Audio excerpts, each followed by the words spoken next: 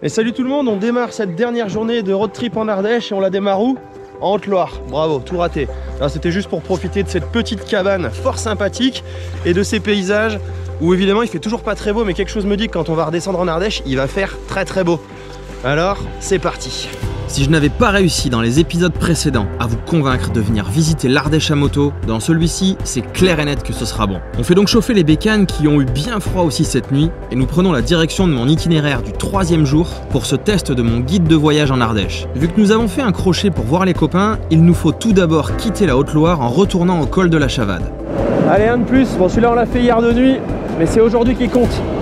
1266 col de la Chavade, qui est donc la jonction entre l'Ardèche et la Haute-Loire. C'est leur autoroute, hein. Et nous allons à un col beaucoup moins drôle, le col du Pendu. Ah, vous voyez, maintenant que nous sommes de nouveau en Ardèche, le ciel est bien bleu. Et les paysages qui nous attendent aujourd'hui vont être parmi les meilleurs de ce road trip.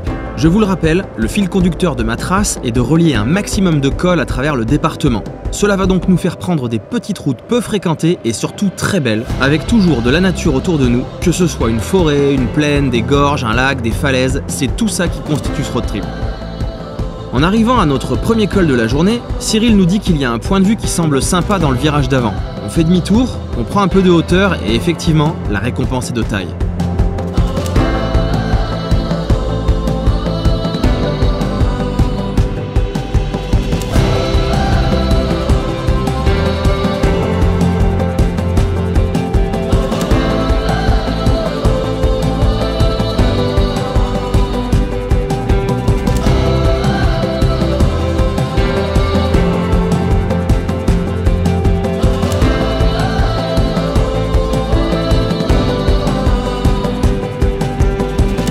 En redescendant, même si au niveau du plancher des vaches on voit moins loin, on profite quand même d'un cadre assez dingue. Et je vous le rappelle, la nature dort encore ici. Mais dès le milieu du mois de mai, ça va être une explosion de couleurs.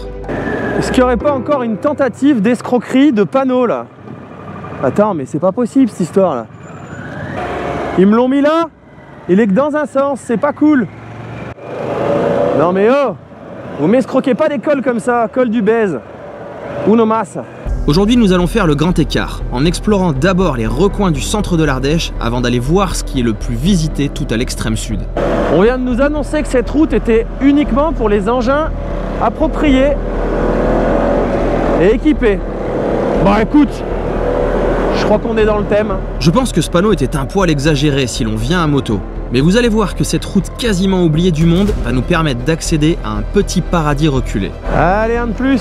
Et ça va commencer juste après le prochain col. Sans que personne ne l'ait vu venir, le paysage va soudain devenir hallucinant. Jamais je n'aurais cru qu'un tel endroit existait ici en Ardèche. À chaque virage, t'as encore une vue qui se dégage, comme on fait que slalomer entre les reliefs, avec tous ces cols. Chaque fois que tu changes de versant, boum, nouveau décor. Nous sommes sur le massif du Tanargue. Les reliefs forment une sorte d'enclave, abritée comme secrète, qui renferme des paysages et une nature incroyable. Oh, la vue est folle! Folle! Du coup, tout le monde a levé le nez et baissé totalement le rythme à en perdre presque l'équilibre. Et une fois de plus, sans avoir eu l'envie de relier des cols dont on ne parle jamais, il n'aurait pas été possible de découvrir ce passage sur mon itinéraire pour découvrir l'Ardèche. C'est un truc de fada. On dirait même pas qu'on est en France. Et encore, les couleurs ne sont pas à leur maximum. Parce que là, t'as pas une feuille encore là-dessus. Oi.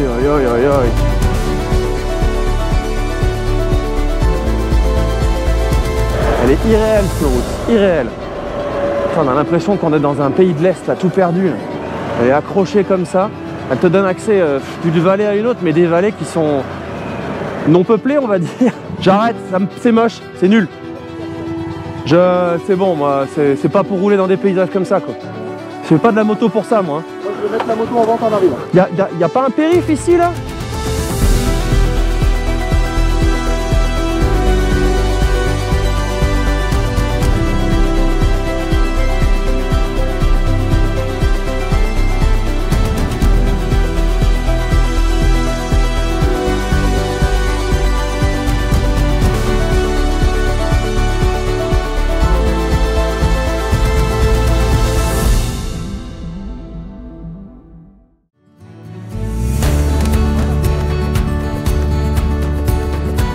presque faire croire qu'on est sur un tournage du Seigneur des Anneaux, quoi. Avec la tour là-bas. Incroyable. Et quand la nature nous en a déjà mis plein la vue, une œuvre humaine improbable ici apparaît devant nous. La tour de Borne. Elle témoigne d'un passé bien plus actif ici que ce que nous constatons aujourd'hui. Qu'est-ce que c'est que ce truc? Je pourrais vous faire croire qu'on est je sais pas où sur un tournage du Seigneur des Anneaux. Qu'est-ce que la définition d'une petite route bucolique? Je pense qu'on n'en est pas hyper loin là quand même. Ce passage est absolument génial et il restera dans mon guide pour découvrir l'Ardèche à moto, vous trouverez le lien sous la vidéo. Une fois tout en bas de cette gorge, nous avons continué la route en épingle pour arriver de nouveau à un col qui va nous révéler encore un autre superbe paysage de l'Ardèche. Et là on fait quoi? 200 mètres par rapport au dernier plan, on change de versant, on change de décor. C'est complètement dingue. Mais je le répète, hein, je pourrais vous faire croire que je suis en Albanie ou que je suis en Roumanie ou je sais pas où. En tout cas, je pourrais vous faire croire que je suis franchement pas en France. Là, tu vois, la route, elle est à moitié pédouille, des fois elle finit en gravier. Il y a de l'herbe dessus. Voilà, tu vois, hop. Hi.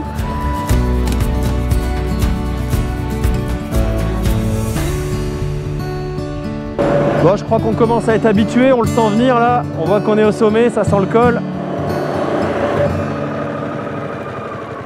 Viabilité incertaine, danger. Tu crois que ça donne envie ou pas? Et en fait, vous voyez, je pense qu'il est pas mal mon concept de faire des cols pour faire un itinéraire, même si ça n'a aucun sens sur une carte. Parce qu'en fait, c'est ça qui permet de trouver des routes de dingue comme ça. Là, la route, elle est un petit peu abîmée, elle est complètement à l'abandon, mais elle emmène dans des paysages, mais fabuleux, fabuleux. Et ça passe pas qu'en trail, hein. Ça va, ça secoue un peu, mais ça passe avec n'importe quelle moto. Je viendrai bien là en Goldwing d'ailleurs, faire un petit trip. Je pense que le concept est pas mal. On n'a pas besoin d'aller dans les Alpes pour choper des cols, enfin même dans les petits départements pas hauts, on est monté à pas plus haut que 1004, je crois, 1005 en Ardèche. Mais ça permet quand même d'attraper ces paysages de folie. On vient à peine de sortir de la petite route d'avant. On enchaîne sur un deuxième col. Enfin, un énième pour aujourd'hui et le trip, mais un deuxième pour ce petit passage là, cette petite portion. Et voilà. C'est gigantesque. Et je vous le redis, hein, on n'a pas le maximum de couleurs encore. Hein. Les arbres n'ont pas les feuilles là. Tous ces reliefs qu'on voyait derrière, ils vont se retrouver complètement recouverts de couleurs fluo dans un mois. Vertigineux. Ce col fait clairement partie de mes préférés en Ardèche. Il était donc d'office inscrit sur mon guide de voyage que je vous ai préparé.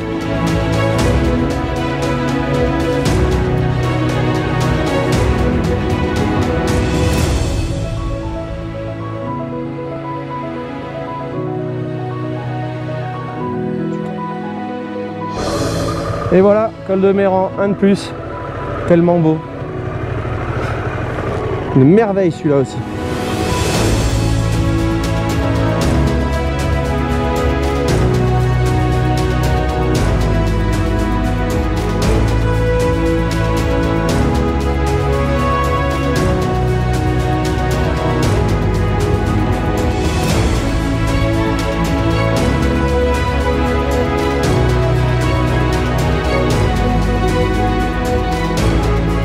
Autant la montée offre une vue dégagée vertigineuse, autant l'autre versant nous replonge dans des décors colorés aux airs de Canada.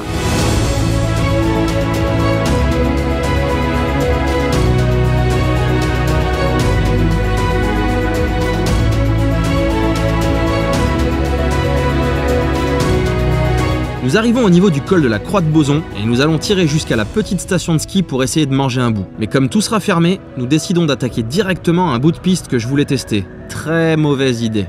Allez, petite variante qui ne sera pas sur ma trace puisque c'est le TET. Donc évidemment, je ne vais pas vous mettre le TET en guidage. Ça sera pas sur le truc normal, hein. Il y aura la route. Hein. En fait, mon idée était de bifurquer rapidement sur des pistes que j'avais vues sur Maps pour couper à travers les bois et déboucher comme par magie sur le prochain col. Ça permettait de faire encore un peu de tout-terrain avec la Harley, mais ça ne va pas vraiment se passer comme prévu. Au début, tout allait bien. Piste facile, petite vue sympathique, que du plaisir. Oh la vue! Oh mon pote! Elle est absolument folle! Et puis évidemment, ma piste était bornée par un fichu panneau B0 comme notre pays en est le grand spécialiste. On va donc rester sur le TET et là, ça va se compliquer. Cette portion est en fait une ancienne voie romaine, ou roumaine devrais-je dire. Nous roulons sur un tapis de gros cailloux et c'est franchement sans plaisir. On ne peut pas jouer, personne ne se régale et la suite avait un passage avec des grosses marches, ce n'est clairement pas du tout l'idée de ce road trip. Ce sera donc demi-tour pour tout le monde, avec chacun sa petite chute.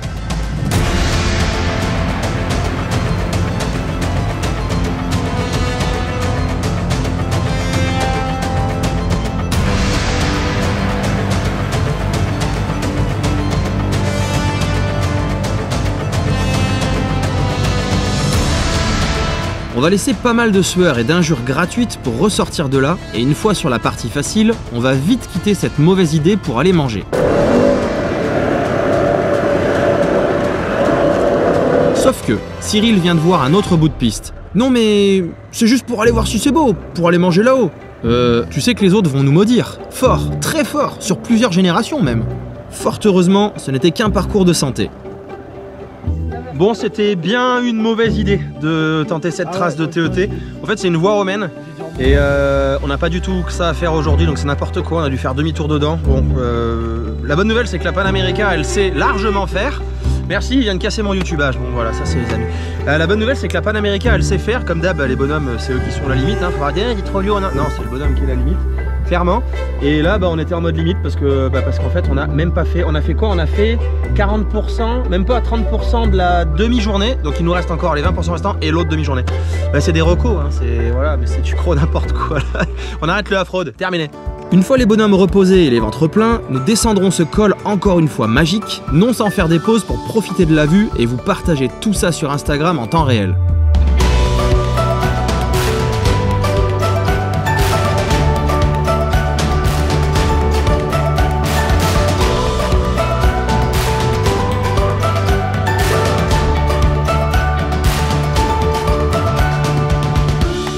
Quand la vue se referme au fur et à mesure de la descente, il sera temps de continuer à tester l'agilité de cette Panamérica chaussée de pneus bien cramponnés. Et même debout pour pouvoir filmer une vue dégagée, elle est vraiment fun à piloter. Une fois tout en bas, j'avais prévu un aller-retour juste pour vous faire découvrir la vue d'un autre col parmi mes préférés d'Ardèche. Je pense que vous ne m'en voudrez pas.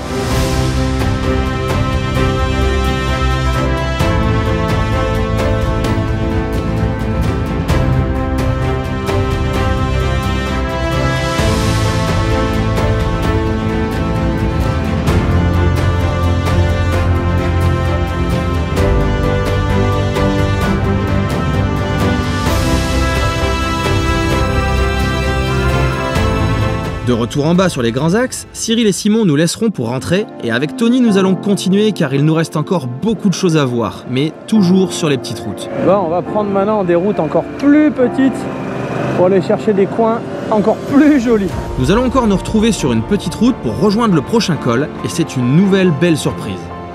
Et allez, encore une route pépite surprise. J'adore ça.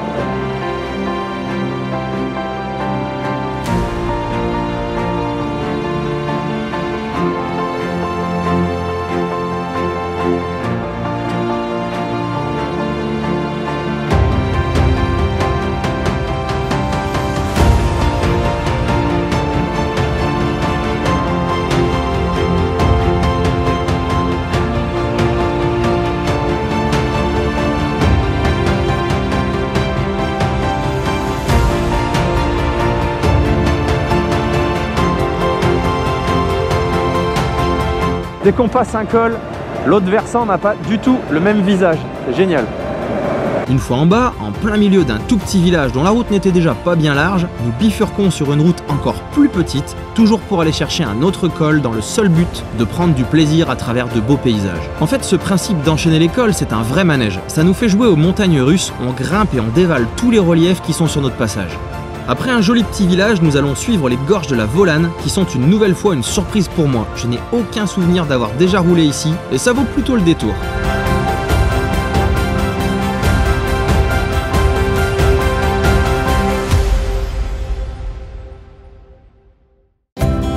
Dans mon guide de voyage à moto pour l'Ardèche, je voulais vous faire découvrir toute une zone au sud-ouest de Mézillac que j'apprécie tout particulièrement. Nous avons déjà fait la partie nord le premier et le second jour, et là, avant de définitivement tirer tout au sud de l'Ardèche, c'était l'occasion ultime de découvrir ça. Mais comme Mézillac est à 1140 mètres d'altitude et que nous étions à peine plus de 300 mètres, nous allons devoir grimper. Une nouvelle fois, contre toute attente, nous découvrons une route quasi neuve qui ne fait que tourner dans tous les sens.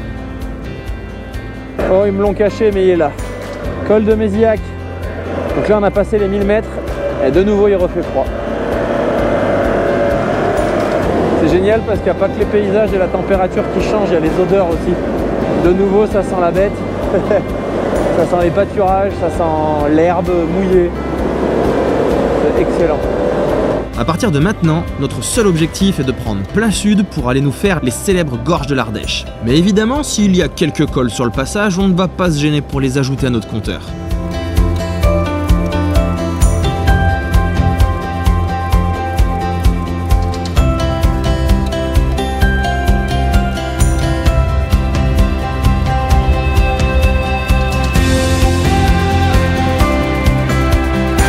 Cette route, elle allie le plaisir des paysages et le plaisir du roulage, quoi. C'est incroyable.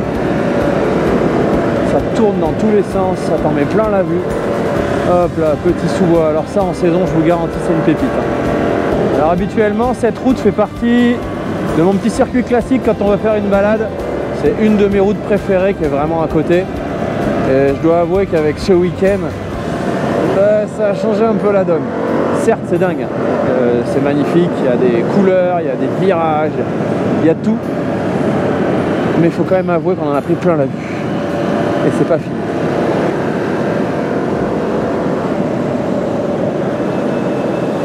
Bon, aujourd'hui, clairement, les pauses n'en finissent plus. On était encore à la bourre, mais regardez-moi ces décors de dingue. C'est plein de couleurs.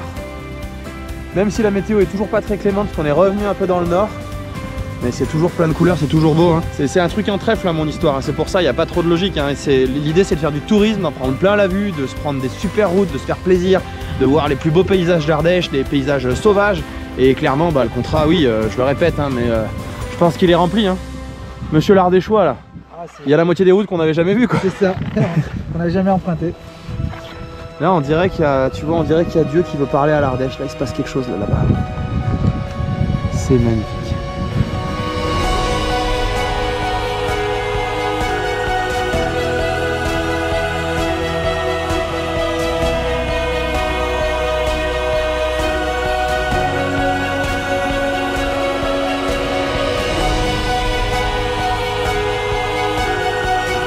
Je sais pas, je la trouve dingue cette vue. Avec c'est les monts d'Ardèche, hein, de toute façon, hein, ils en finissent plus. Mais clairement, ils n'en finissent plus. Allez, un de plus en redescendant. Col de la Fayolle, on est en dessous des 1000 mètres. On va reprendre des degrés enfin. Puis là, on va descendre dans le sud d'Ardèche, on va faire un trait tout droit. Et là, vous allez voir, ça sent la province. Oh, aïe, aïe, des virages avec vue. Ça vaut pas tout l'or du monde, ça, à moto. Au niveau de notre tout dernier col de l'itinéraire, nous tournons à droite, là où habituellement nous allons toujours tout droit, ce qui veut dire que nous sommes encore en mode exploration de routes parallèles. Même dans les petites épingles, là, la Harley, elle y va bien. Hein.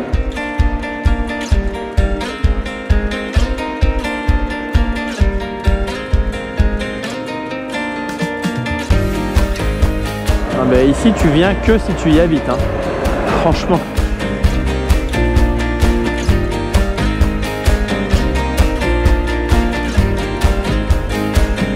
Là, si on aime les petites routes sauvages, il n'y a pas mieux. Hein.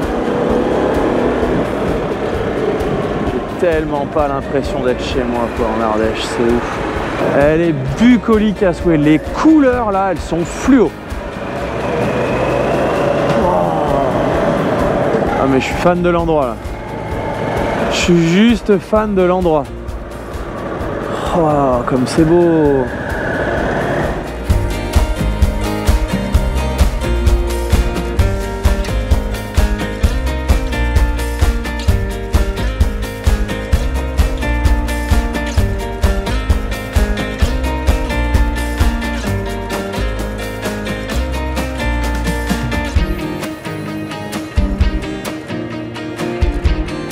Nous finirons par retourner à la civilisation et même aux grandes lignes droites, ce qui ne va pas durer car nous allons dans le coin le plus visité du département pour ses points de vue spectaculaires, vous allez voir. Aussi loin que nous puissions regarder au sud, les nuages noirs semblent menaçants et ça n'augure rien de bon pour notre dernière partie de ce voyage. Nous aurons à peine le temps de penser ça qu'une pluie bien énervée nous tombe dessus.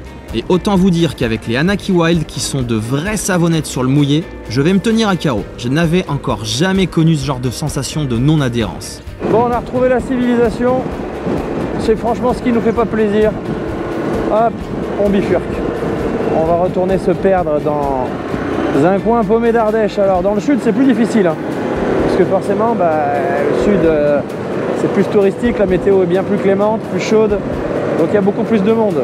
Mais on peut quand même trouver des pépites. Voilà, là on discute. Alors ici il y a de la vigne parce qu'en Ardèche, on fait pas que des beaux paysages et des belles routes, on fait aussi du très bon vin. Si on sort du Côte-du-Rhône machin à la con, hein, il faut taper dans le bon vin et on sort des pépites au nord comme au sud. Hein. Nous démarrons donc la vallée de Libye que je voulais absolument vous faire faire pour ce trip avant de rejoindre les gorges de l'Ardèche. C'est une petite route qui tire tout droit à travers champs dans des décors sauvages et je dois dire qu'en fin de journée, ça fait bien plaisir. Ce que vous faites là, en Ardèche, c'est les chèvres, pas les vaches, on n'est pas dans l'Aubrac là. Ouais, tu t'en fous, je sais, mais bon, quand même, on mélange tout maintenant là. Juste après cet épisode bovin, la météo nous rattrape. Quand même une vaste blague cette histoire, on arrive au point, un des points les plus au sud de l'Ardèche, et on se prend une vraie flotte. Ça a plus la même gueule le road trip maintenant. Hein. Bon là on arrive à un coin qui est touristique. Voilà. Petit pont. Mais pas aujourd'hui. Comme vous pouvez le voir, je navigue avec mon téléphone et quand vous le voyez à l'écran, vous me demandez souvent quelle est mon appli GPS. Je vais donc vous préparer quelque chose sur ce sujet dans les semaines ou mois à venir. Mais je peux déjà vous dire que j'utilise l'appli Haussmann Pro. La version normale gratuite étant limitée entre autres à 7 cartes, là je suis totalement libre. Si vous voulez tester ça pendant 3 mois gratuitement, je vous ai négocié un lien et je vous le mets sous la vidéo et les 10 premiers auront d'ailleurs l'accès gratuit pendant 12 mois. Allez, retour au road trip. Et puis en arrivant sur Vallon-Pont d'Arc, la pluie s'arrête et le spectacle démarre. Finalement, cette pluie ne nous aura pas que mouillé, elle aura aussi ravivé les couleurs des paysages. Je suis vraiment dégoûté de ne pas avoir pu vous montrer la vallée de Libye comme elle le mérite avec la météo. Par contre, je peux vous montrer ça, qui est quand même un emblème de l'Ardèche. Le pont d'Arc de Vallon-Pont d'Arc.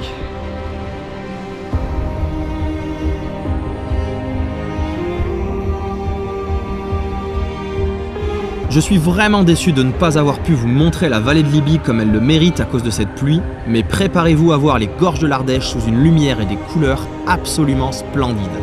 Et ben voilà, ça c'est les gorges de l'Ardèche. Alors, comment ça va les filles? Ça c'est la spécialité des gorges de l'Ardèche. Tout comme le Verdon, ici la route des gorges est en haut des falaises et surplombe totalement la rivière. Ce qui va donner des points de vue tous plus impressionnants les uns que les autres, dont vous pourrez profiter du haut d'une dizaine de belvédères très bien aménagés. Si vous voulez suivre mon guide de voyage et venir découvrir ce lieu, prévoyez de venir hors saison ou au pire au coucher du soleil, sinon vous ne serez pas seul. Les gorges de l'Ardèche sont un canyon long de 32 km parmi les plus beaux d'Europe. Les paysages ici sont grandioses avec des falaises hautes de 250 mètres couvertes de garrigues, la rivière qui serpente au fond du canyon et une faune et une flore rares. Mis à part cette bande de goudron qui nous permet de traverser ce paradis, nous sommes encore une fois en plein milieu d'un désert de végétation sauvage. J'ai eu beau les avoir parcourus peut-être 50 fois depuis 10 ans, ce qui avait fini par m'en donner une certaine lassitude. Aujourd'hui, avec cette lumière, cette humidité fraîche et cette ambiance de fin de journée, j'ai l'impression de les redécouvrir et c'est la première fois que je les aime autant.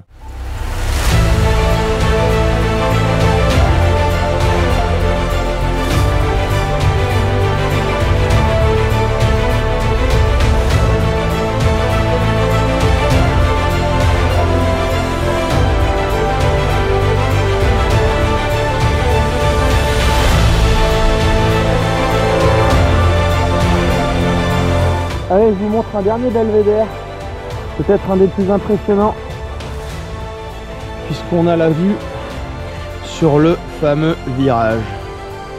Et là, c'est pas une réplique du truc des États-Unis, hein, c'est vraiment l'Ardèche.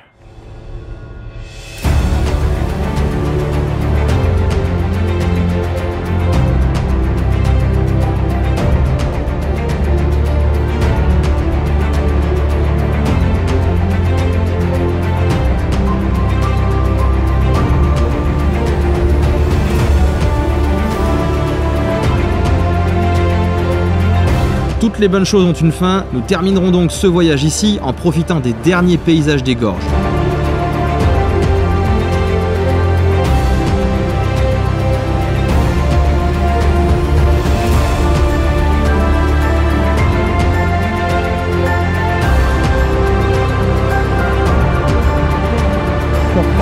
Vous le savez, si vous voulez faire le même road trip, je vous ai créé un guide de voyage qui détaille tout et qui contient évidemment les traces GPS à suivre. Le lien est comme d'habitude sous la vidéo dans la description pour aller directement sur mon blog de voyage et récupérer tout ça. En tout cas, comme l'a dit Tony après ces 3 jours, nous avions l'impression d'être dans un vortex hors du temps, la coupure était parfaite et c'est la preuve que oui, on peut s'aérer, s'évader, se ressourcer, même pendant un road trip de seulement 3 jours proche de chez soi, faisable par Monsieur Tout-le-Monde comme nous. Alors des guides comme ça, je pense que l'année prochaine, je vais aller en faire un peu partout en France. Si vous avez aimé ce partage, n'hésitez pas à vous abonner pour m'aider à partager ces paysages à vos amis et à me dire en commentaire ce que vous en avez pensé. Quant à moi, je file préparer la suite et on se retrouve dans une prochaine vidéo.